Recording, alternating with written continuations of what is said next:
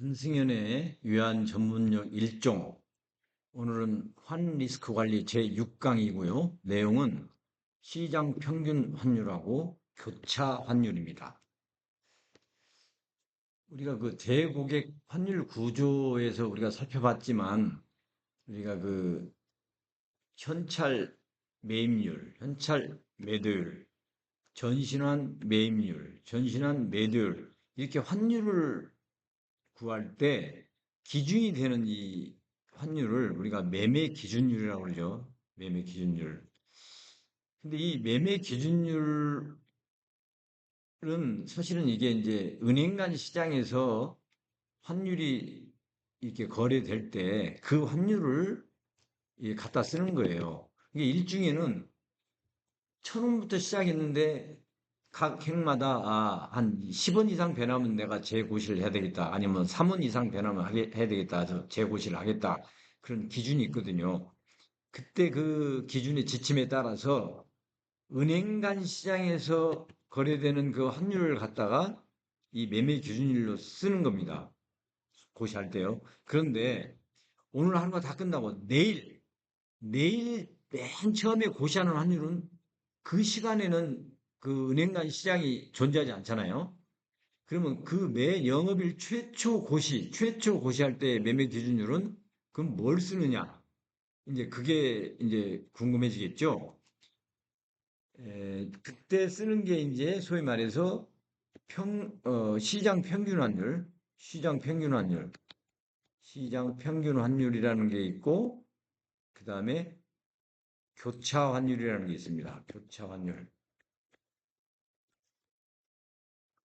자, 보세요.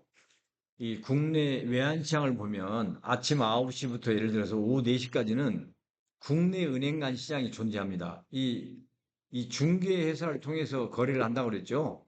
이 중개회사는 어떤 회사들 있죠? 한국자금중개 또는 서울외국환중개 이런 회사들 있죠.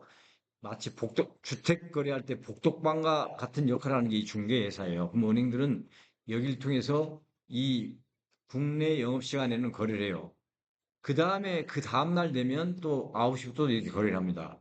그런데 이 외환시장은 24시간 돌아가는 시장입니다. 우리 국내 은행들이 이제 영업을 마치고 들어간다 하더라도 국제적으로 해외에서는 이 NDFCI라고 여러분 들어보시는지 모르겠어요. 이 F가 뭐냐면 선물한 시장이라는 얘기예요. 포워드 거래를 하는 시장인데 나중에 공부하게 될 겁니다. Non-deliverable. 우리가 이렇게 매매 거래를 하게 되면 밸류 결제일에 그걸 저희가 이제 밸류 데이트라고 그러거든요. 결제일에 사고판 통화를 수수를 해야 돼요. 근데 이 NDF 시장은 그런 딜리버리가 일어나지 않는 시장이에요. 그래서 우리가 오늘 거래를 하고 갔어도 저녁에 이 NDF 시장에서 국제시장에서 거래가 막 돼요. 그러니까 여기에서 형성되는 환율하고 여기에서 형성되는 환율이 굉장히 다를 수도 있는 거예요. 그럼에도 불구하고 이 다음날 첫 번째 이 고시하는 환율은 그 전 영업일에 국내 외환 시장에서 거래된 요거 이때 그 거래된 환율에다가 거래량을 가중해서 산정한 시장 평균 환율을 쓴다 하는 게 그 핵심이에요. 자, 그러면 시장 평균 환율이 뭐냐?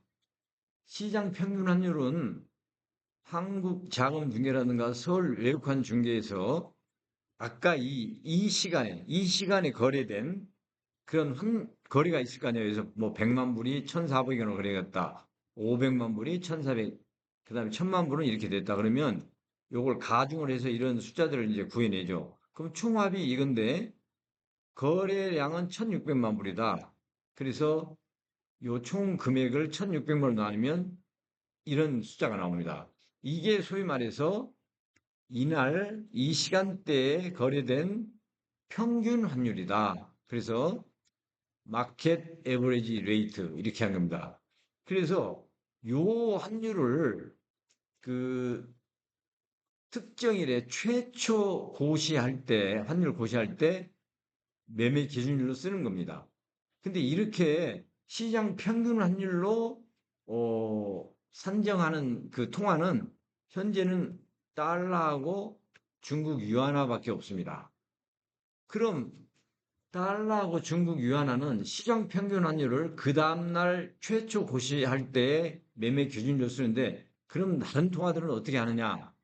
그때 등장하는 게 교차 환율이라고 합니다. 이제 크로스 레이트라고도 하는데, 크로스 레이트라고 하고, 그 뭐냐면 달러 대 원화 환율은 시장 평균 환율에 의해서 1,400원 이렇게 정해지잖아요. 이건 시장 평균 환율로 정해지는 겁니다.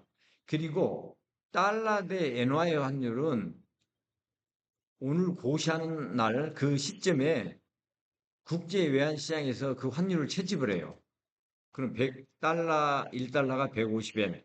그러면 이 두 환율을 사용해서 이렇게 교차 환율, 재정 환율이라는 것을 선정해냅니다. 그러니까 이렇게 두 개의 가격이 정해졌으면 나머지 하나는 자동으로 균형 가격으로 정해져야 되지. 만약에 거기서 벗어나면 아비트레이지가 일어납니다. 이 아비트레이지는 뭐라죠? 무위험 차익거래. 무위험 차익거래가 일어나게 돼요. 그렇기 때문에 반드시 이런 균형에 의해서 나오게 된다 이 말입니다. 그래서 여기 보시듯이 그 다음날 맨 처음 고시할 때 매매 기준율이 달러 대 원은 시장 평균 환율에 의해서 정해지는 거고, N과 원 경우에는 이렇게 크로스 레이트에 의해서 결정이 된다 이거죠. 기타 다른 통화 다 마찬가지예요. 다 마찬가지로 교차 환율에 의해서 산정이 된다 이렇게 되는 겁니다. 자, 그러면 재정 환율에 대해서 한번 말씀드려 볼게요. 재정 환율을 설명하는 제일 쉬운 이야기 중에 하나가 예컨대 이런 겁니다. 쌀이 있어, 쌀. 쌀이 있는데 서울에서 10만 원이고 부산에서 9만 원이에요. 그러면 어떤 일이 벌어질까요? 부산에서 쌀을 사다가 이제 서울에다 갖다 팔겠죠?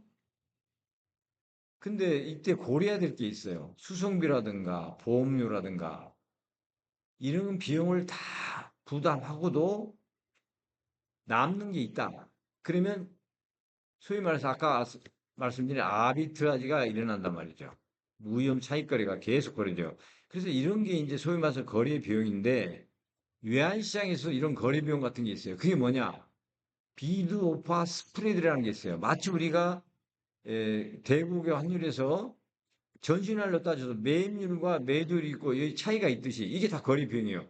내가 사서 팔려면 여기에 사서 여기에 팔아야 돼요. 그죠? 현찰도 여기에 사서 여기에 팔아야 돼. 그럼 이게 거래 비용이 되는 거예요. 예, 근데 이런 겁니다. 1,400원에 팔고, 이게 이제 비드레이트고, 이게 오파레이트인데, 1,400원, 1,410원. 그럼 10원이 거래 비용이에요.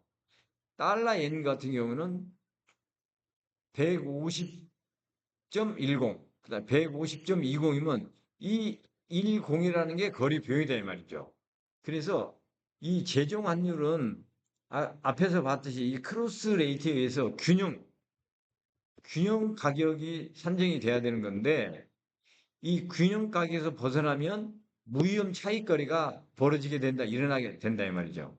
그러나 이 무위험 차익거래를 실현하려면 이러한 거래 비용을 부담해야 되기 때문에 사실 쉬운 건 아니에요. 그죠? 예.